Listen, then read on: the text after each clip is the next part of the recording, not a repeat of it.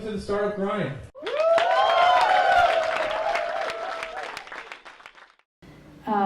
But I reflect a lot. I think probably, I mean, I can't speak, I have no idea if I'm a good CEO, but I think that I believe that if I'm going to become a good CEO, a lot of it is kind of being self-aware and trying to reflect on what I thought I did that worked or what I thought I did that didn't work. So I don't know about anyone in the room, but like I tend to obsess about the things I feel like I need to improve. That's a big motivator to me. You know, I feel like I've been, whether you're religious or not, like I've been given talents and opportunities, and I mean, holy shit, like I was born, like I was smart, and fucking Ben Horowitz is my mentor, and like, I mean, yeah, and I worked my ass off for a lot of the things I have, but I also feel incredibly blessed, and like, you know, I need to rise to the occasion of my opportunity. Do you know what I mean by that? Like, you know, like, I need to rise to the occasion of this opportunity to become as good a CEO as I can, because who the fuck has this opportunity? Like, most people can't quit their job. Most people, you know, can't, you know, live paycheck to paycheck. Like, I have this incredible life and opportunity, and I want to be the greatest person I can be the greatest, you know, I wouldn't say human being, but like certainly like deliver, right? I wouldn't want to let my team down. I don't want to let myself down. So that for me is a big driver to grow. You said one thing. You said you had a bad meeting. What makes a bad meeting? A bad meeting is when I observe that the emotion and the facts are not aligned. Meaning, you know, we're not computers or robots. We're people, and quite often the outcome of a meeting could be factually one thing, but emotionally is something different. Do you guys experience that in your teams? And I'll like double click on the bad thing. Could be one of two things. One, you know, like you fucked up your team. You know, you had a weird team dynamic and that person walked away not feeling good. I care a lot about that. But a second thing is, for those of you who found eventually, what you're gonna find is people are really attached to, you've dealt with this. Startups are like rings of a tree. So there's like lots of different companies inside the same company. One of the biggest challenges is that people like an old company. They get really attached to like how Usermind worked when there were 10 people, and they don't want to like be part of the Usermind of 25 people. That's why attrition is 20% in startups. But like that meeting could have crystallized their point of view and how fucked up the current situation is. Nothing to do with facts. It's mostly emotional. People's like context and interpretation. And so I feel like the more you can be cognizant of that piece of it, that's the stuff I sweat. Yeah. And it's not intentional. I mean, we're all human beings. Like, I didn't realize somebody had some, you know, baggage about, I don't know, their father or mother didn't approve of them, and so like when I didn't approve of them, I'm being like real. Yeah. Like I'm not kidding. Like people bring their real selves to work. Well, yeah, especially after It's like real selves, especially in a startup where it's so hard and so intense. And so you should probably know that and try and figure out like how do you help them, how do you manage them. But on the flip side, like, fuck, we have to win. So, you know, that's a very hard, you know, how do you balance the kind of like people happiness, you know, goodness with just the reality that like you have to deliver. And, you know, results are not equal to no results plus excuses. So it's going to be uncomfortable. It's really, I think if you're succeeding, it's really uncomfortable. Yeah, absolutely. Anyway, I'm rambling again, sorry. What thing is the... Can you tell I do that a lot? I can see you. Whatever. You get started down the path. You like, I have wine. you like rabbit holes. I don't know that I like rabbit holes, I like rabbits. So where do you see, like, where's your industry going? Where's like kind of 30,000 foot view? Where's your industry going? What's going on in your industry that? Oh, sales and marketing? Yeah. Oh, I think it's the most interesting space to be in the world. Well, first of all, my Uber theory is that every company is becoming a SaaS company. So Comcast is a subscription company. Banking, by the way, is a subscription company. What do you guys buy that isn't subscription? Anything? If it is today, it won't be in 10 years. The reason is subscription is the single most profitable business relationship in the world. So every company you deal with is going to figure out how to become a subscription company. Second thing, so I think that's like meta. Every company better figure that the fuck out. Number two, direct versus indirect. So as a go-to-market motion, everything is moving direct. Yeah. The middleman's going away. On the customer. And why? Holy fuck. Because if I sell to you directly, I have all the data about you. And it's just like, why is subscription going to be the fucking thing? Well, it's like the most profitable thing in the world. So by definition, every company's going to do it. Direct is better because I get all the data and I can therefore sell you a better subscription. And, kind of third thing is like everything's going to be, for millennials, which basically just means that like it's tissue paper. Any one channel doesn't matter to them. Like it's the end-to-end experience. And the friction, I think like the level of vendor relationship that existed 20 years ago doesn't exist going forward. Like the level of built-in structural advantage to a company is going away. So these are like, mega shifts. And there's many implications to them. What does it mean? It means data is the most important thing. Every business is becoming a data business. Every business will have APIs. Every business is an ecosystem business. I'm not be telling you anything you don't know, but to me, these are like the mega shifts within every company's sales and marketing organization. Yeah. And we just happen to be one technology focused on that problem. Questions, guys? I'm not shocking you, right? Like that's all shit you already know. Some we know, some of the inscription thing I think is becoming more and more known, right? That well, and like everything's becoming a software business. So it's funny. I met with GlaxoSmithKline. They make drugs. Well, they're becoming a subscription business. What they want to do is instrument your drugs. Why? Because they don't know what the fuck works, and they don't know whether you take it direct. Do you take the drug? So to me, these are like meta laws that are happening in every business, and the companies that are at the forefront of that and like instrument their pills and figure out how to like instrument their medical imaging devices and collect the data about you as a customer, they're all gonna win, and the ones who don't are dead. Yeah. Questions, guys? You can start raising your hand. Go ahead. Mr. Skeptical green jacket over there. I looked on the Usermind team page. There is no CTO. Like there is a tab, there is security. My CISO, yeah. Yeah, but there is no CTO. You guys, how do you guys run? Is it like accuracy CTO? Let me repeat the question. Yeah. His question is, he was on the Usermind website and saw there's no CTO. Why no CTO?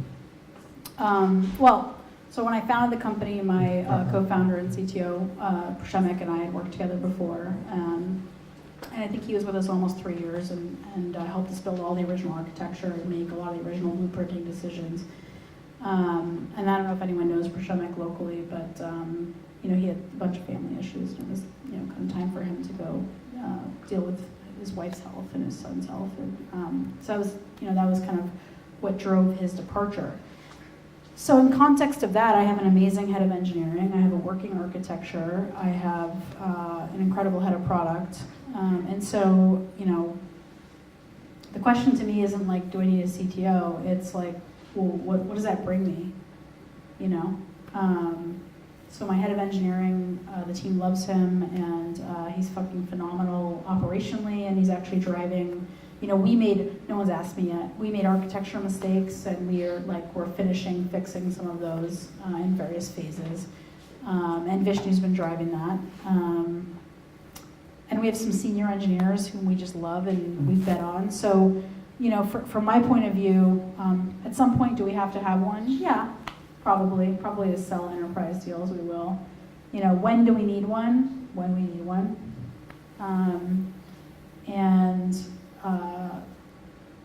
If you found, you're going to find that team chemistry is really important.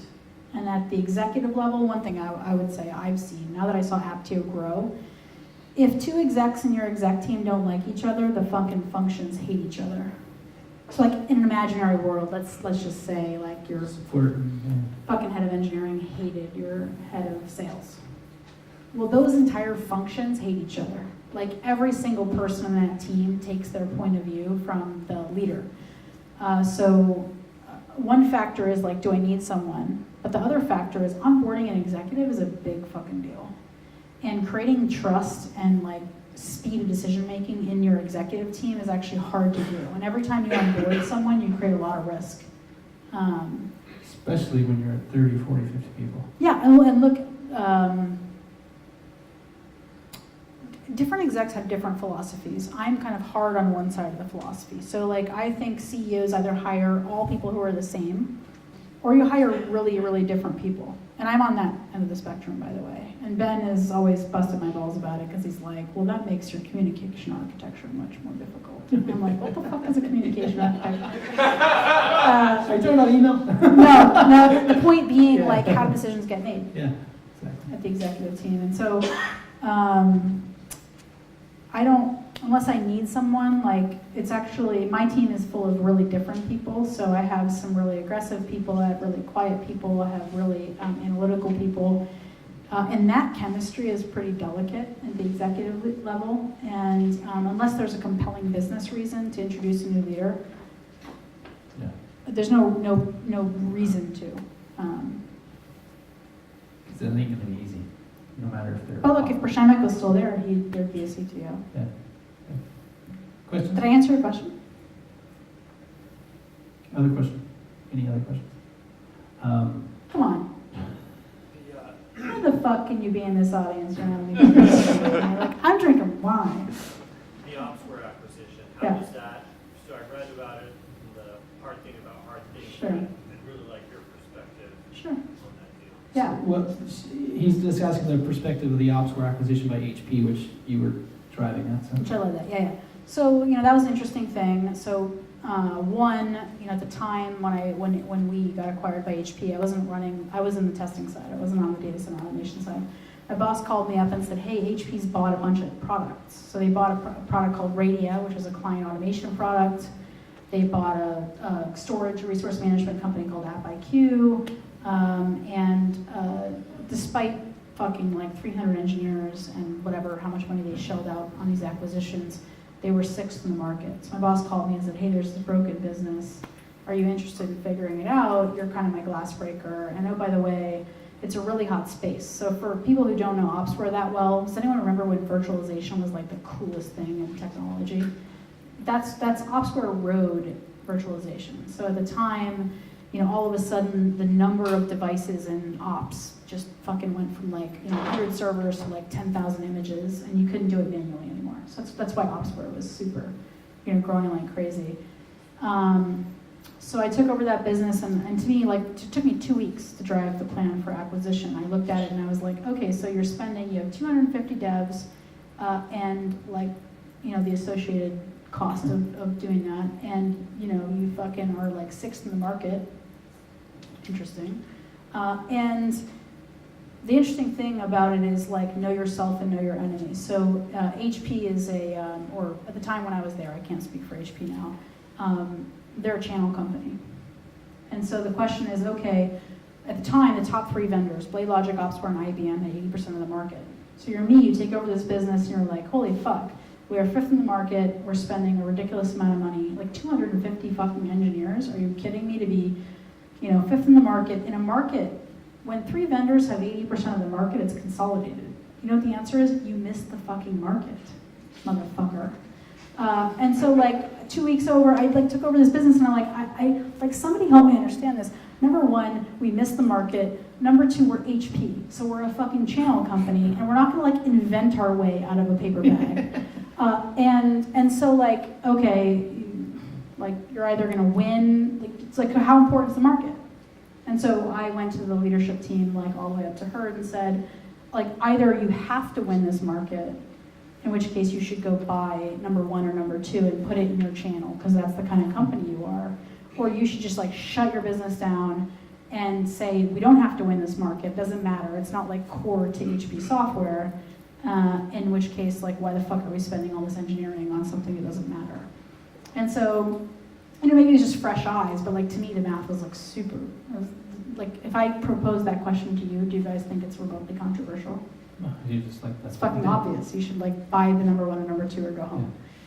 And so like that's kind of what started the whole process. And at the time, OpsWare was number one. If you guys don't have the context in the market, they were they were driving this kind of vision of data center automation. And Blade Logic was number two in the market. And so kind of like why OpsWare versus Blade? We did diligence on both companies.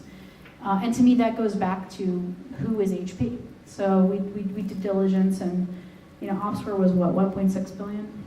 Probably we could have, I think BMC got Blade Logic for 800 million. And so, it's interesting, we did the diligence and kind of had this vote. Has anyone ever done M&A in a big company? It comes down to a vote. And so like all these fucking like cowardly motherfuckers, like Tom Hogan and these fucking people who I worked for, were all like tied. And so like they asked me like, okay, so fucking like That's easy. cast the vote. Is it OpsWare or Blade Logic? And it was really interesting like why everyone wanted to do one or the other. And then like they were all arguing over the product. Like fucking OpsWare, like Blade Logic is killing OpsWare. So if anyone doesn't know the space, Blade Logic had a better product, server automation, and OpsWare had a suite. They had a bigger vision. And I was just like, well, I don't know what the fuck you guys are talking about, because if you think the market is moving towards service automation, so at the time it was end-to-end, like how do you automate service deployment, app deployment, right? And then you think you need multiple products, or do you think it's all about server automation? And to me, that was a no-brainer. I was like, well, it's fucking service automation. Now it's a category, by the way. Amen. And then my second question was, okay, so if you think it's service automation, do you really believe that HP software is going to buy 5 fucking companies and be successful at integrating them all together? No. So we don't have a choice. We have to buy HP and it doesn't, OpsWare. And it doesn't fucking matter if it's like 7 times more expensive than fucking Blade Logic, because if you think it's service automation end to end, and as a company, HP, you fuck up every acquisition that you do. That's like, by the way, HP's track record very clear. It's like if it's below $100 million business, they can't buy it. If it's like $100 to $150 million business, they actually make a lot of money on it. They made a lot of money on Mercury. They made a lot of money on OpsWare. So this is like Sun Tzu, basic Sun Tzu. I'm like, okay, so who the fuck are we? And like what acquisition works for us? And so when you look at that math, it's like, well, obviously it's service automation. And obviously HP can't do 6 acquisitions, so we better fucking pay whatever the fuck it takes to get OpsWare or like go home. And that was the deciding vote in that meeting. So from a huge like resourced organization like HP to going to start, Sure. right? Aptio, my last startup. Yeah. With no resources. How do you think- I was employee 19. That was hard. Which I would say, I'm going to interrupt here. Sure. What I would say is, if there's one question I hear a lot, Yeah. is, hey, I'm thinking about hiring this guy from Microsoft. I'm like, dude, that's the kiss of death for a startup. You have no resources, no anything. No one even knows who the heck you are, and you're going to try to partner with Microsoft or hire this guy from Microsoft. It's very, very hard for a Microsoft or just big company employee to make that transition to being employee 4, employee 8, employee 10. It's just really tough. Yeah. So that's why I wanted to preface that, 'cause it's not easy. It's just not easy. It's just not easy. Well, yeah, I mean, so like, my last role at HP, I ran a team of 60 people, 60 product people. My engineering team is about 600 people. Like what did I spend my time doing? I fucking flew around the world doing deals. And then I went and I was employed, like product person number 1 or 2, I guess 1 at Aptio. Like I had no directs, no nothing. So yeah, it's a huge like transition. It's all about will. It's all about will. Like, at the end of the day, are you too good to build a PowerPoint? Are you too good? Like, what the fuck do you care about? When I joined, Aptio, they had 12 customers or 15 customers, and I had a lot of things we were trying to figure out. So like, what was the category, and how do we drive the price point up, and what was the product vision, and by the way, you know, that was an interesting thing. Ben at the time told me, don't go to fucking, what the fuck are you doing? Like, go found your own company. And I was like, I've never fucking worked in a startup. I don't know what the fuck it is even about. So the reason I went to Aptio was I wanted to work for a serial CEO, Sonny at the time. I don't know if everyone knows Sonny here locally. Yeah, and I knew him from Mercury, and I didn't, it wasn't like I was like, oh, I need to like learn a lot about product, but I really wanted to go work for a CEO and watch the company get built. And so, yeah, I mean, fuck, I was building PowerPoints and, you know, fucking shit, getting a fucking 20K deal, and, but, you know, in parallel, like, I helped invent TBM, which is the category that now 2,000 people actually do, and it's gonna be a Gartner category. So I think the piece of the skill I brought to Aptio that was strategic was my strategic skill set. And the stuff that was hard for me was like being an IC PM originally, and I was and by the way, PM, product manager. I also ran product marketing, so I was like, I built all the fucking first customer facing decks. That shit's hard. Like, it's hard to make that change. But to me, it's all about like, how bad do you want to win? And I fucking, like, I fucking wanted to win. I was like, I don't give a shit. I have to, like, that positioning sucks. We're gonna lose this deal. We have to build a deck, or we have to like build the feature. That's kind of back to our earlier conversation about like irrational rightness. One of the things Ben said to me was two kinds of cultures. There are cultures of consensus, and there are cultures of like perfection, meaning people who believe there's a right answer in any situation. I'm in the like, I fucking think there's always the best possible answer in any situation. So I don't know that I have like a good answer for you other than it sucked, and I over time hired a team, and in the meantime I just rolled my sleeves up and earned a lot of credibility. You know, that was my fucking job, was to win that deal or build that deck or fucking build that feature. And at the end of the day, in that moment, all that matters is whether you're gonna fucking quit or whether you're gonna deliver.